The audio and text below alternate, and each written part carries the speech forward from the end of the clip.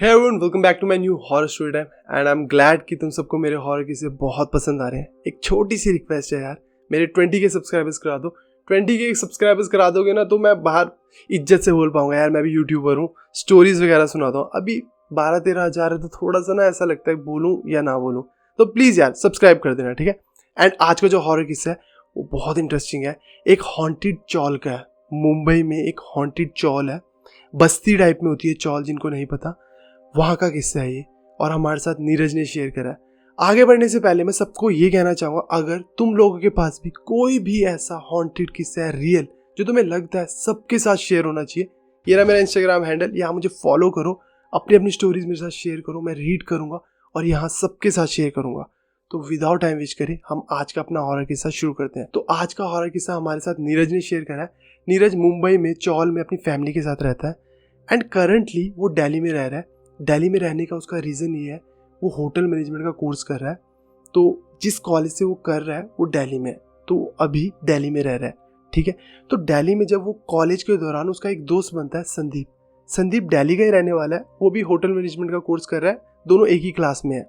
अब उन दोनों की इतनी गहरी दोस्ती हो जाती है कि कॉलेज के बाद पार्टीज करने जाना या फिर साथ रहना, घूमना, टाइम स्पेंड करना, बहुत अच्छे दोस्त बन गए।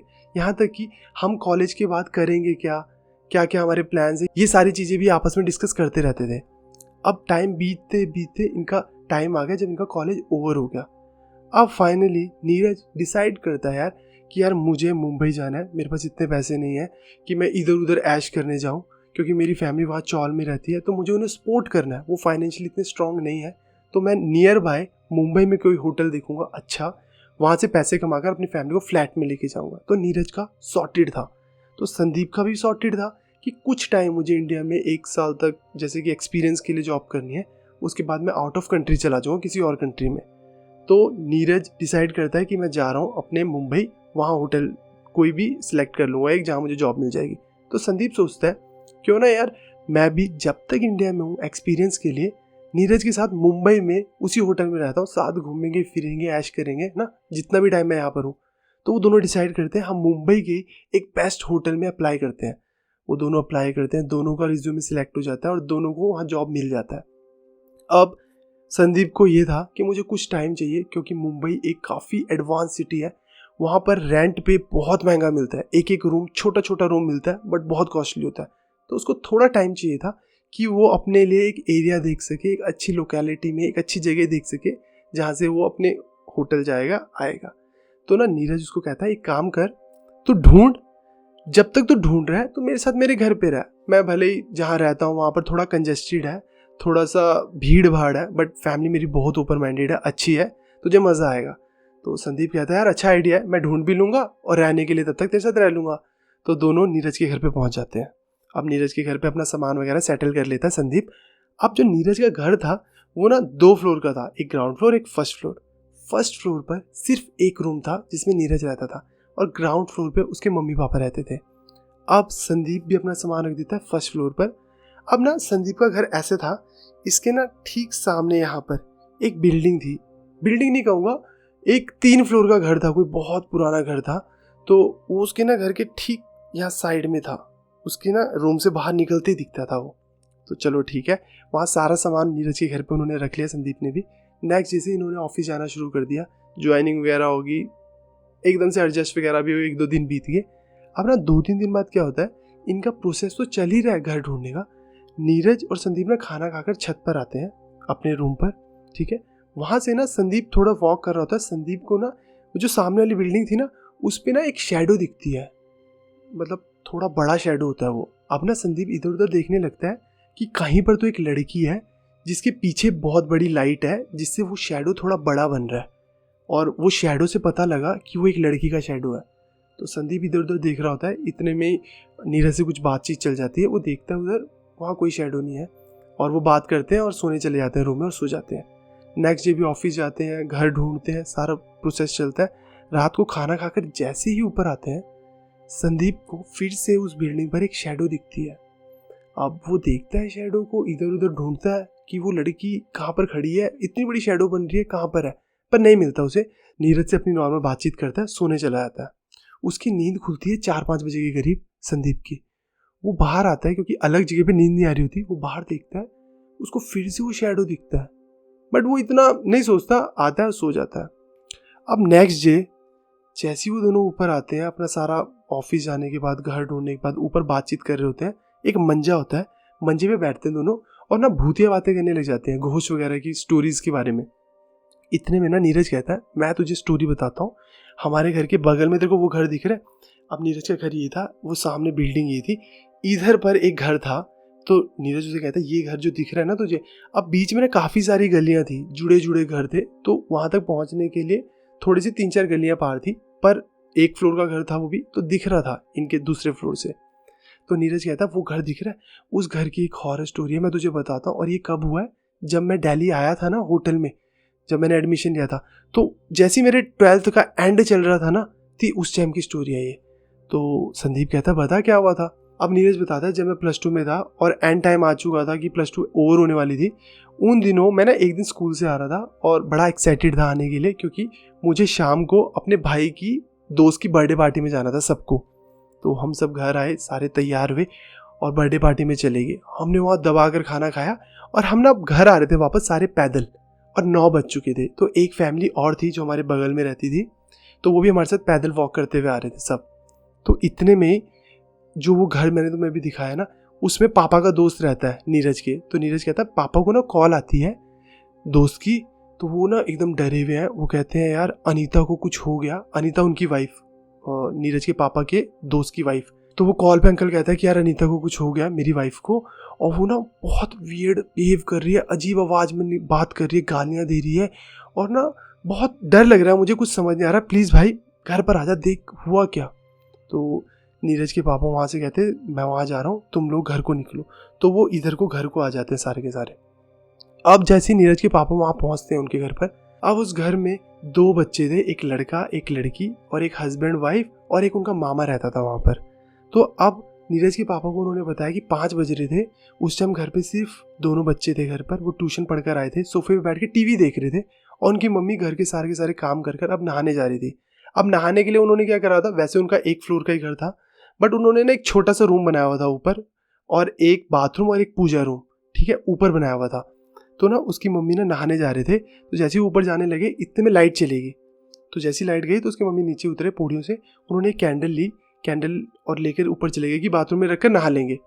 अब जैसे ही वो ऊपर को गए, और बच्चे भी दोनों के दोनों अब आपस में बात कर रहे थे, तो जैसे ही ऊपर गए ना, एक चीखने की आवाज़ आती है। अब जैसी चीखने की आवाज़ आई, बच्चों को पता लग गया, यार ये तो मम्मी की आवाज़ थी। वो दौड़ के ऊपर जाते हैं, ऊपर देखते हैं, और हैरान एकदम कि मम्मी ज़मीन पर बैठी हुई है, बाल बिखरे हुए हैं, और ना कुछ प्लानिंग कर रही है मम्मी, कुछ भी ऐसे प्लान बना रही है, और हंस रही है जोर जोर से, नॉन स्टॉप जोर जोर से हंस रही है। अब जैसे ही वो लड़का बोलता है मम्मी को कि मम्मी क्या कर रहे हो आप, उठो उठो, वो धक्का मारते हैं। अब धक्के से पता लगता है कि पावर भी बहुत आ गई थी, और वो एक अलग ही करैक्टर में चले गई आंटी। अब वो चीख रहे हैं, हंस रहे हैं, नॉन स्टॉप कुछ प्लानिंग सी कर रहे हैं। तो बच्चे दोनों के दोनों फोर्सफुली मम्मी को पकड़कर नीचे ले आते हैं, बेड पे लेटा देते हैं, डरे हुए इतना है कि नहीं समझ आ रहा कुछ भी।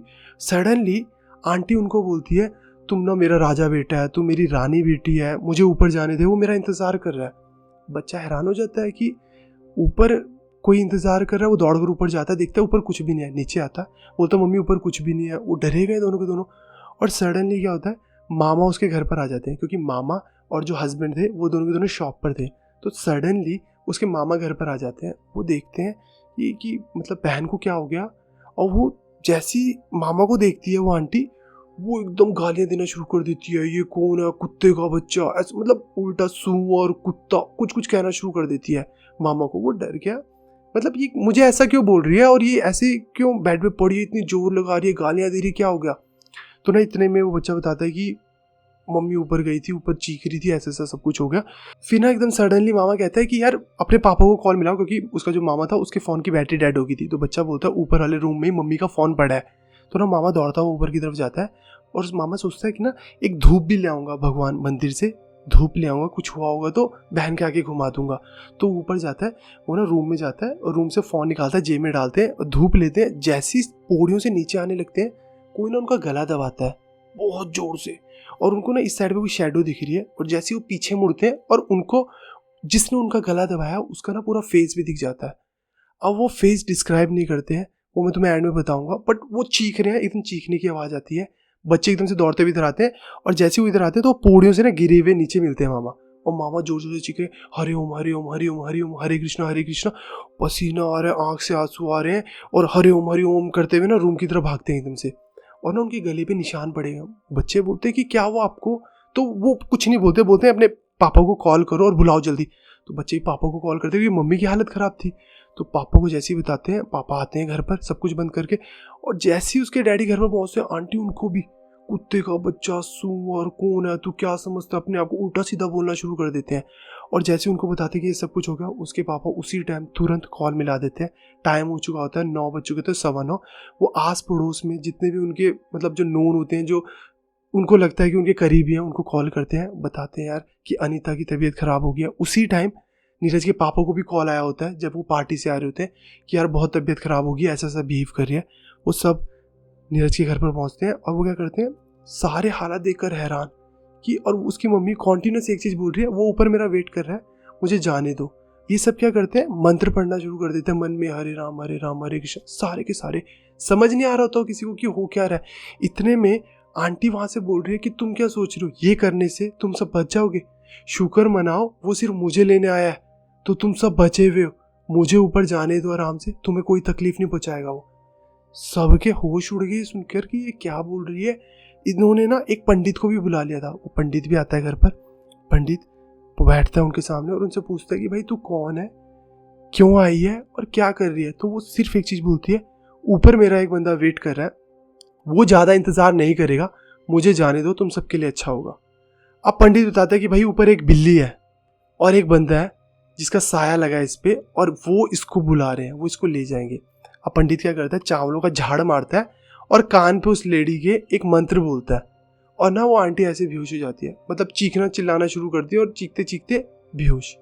अब जैसे वो बेहोश हो जाते हैं, पंडित उठता है, मंदिर में चला जाता है, इनके फर्स्ट फ्लोर पर जो भी वो टेरिस पे इन्होंने एक रूम बनाया होता है, मंदिर बनाया होता है, वहाँ जाता है, अपनी पूजा करने लग जाता है। पूजा करता रहता है, वो सबको बोल देता है सब ठीक हो जाएगा, तुम सब बैठे रहो, बस इसके पास बैठे रहो। आंटी बेहोश हो गई। वो पूजा करता रहता है, 1-2 बज जाते हैं, वो नीचे आता है। जैसी पंडित नीचे आता है अपनी पूजा खत्म कर, आंटी भी उठ जाती है। अब उनका वहाँ पर जो भी पूजा खत्म हुई, यहाँ आंटी उठ गई। जैसे आंटी उठती है, सब लोग वहीं पर थे, आंटी उठकर सीधा बोलती है कि आज आप लोग सारे यहाँ पर हो, मैं चाय बनाकर लेकर आती हूँ। सब हैरान कि इनको कुछ याद नहीं है क्या, और उनको सच में कुछ भी याद नहीं था। अब सारे के सारे सो जाते हैं वहीं, उनको भी सुला देते हैं। और पंडित बताता है कि भाई इसके ऊपर जो भी था वो सब चीज़ें ठीक हो चुकी है, टेंशन ना लो, अब सब सॉर्टेड है, मैंने कर दिया ठीक। अब जैसी नेक्स्ट मॉर्निंग होती है, सब चले जाते हैं।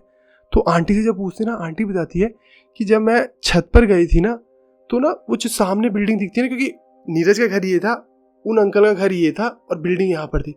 तो उन्होंने बताया कि जो बिल्डिंग थी ना, उसके ऊपर मुझे एक शैडो दिखा बहुत बड़ा, और ना वो शैडो ने ऐसे अपना हाथ करा, और वो शैडो का ना हाथ वाला हिस्सा हमारी टेरिस पर आया।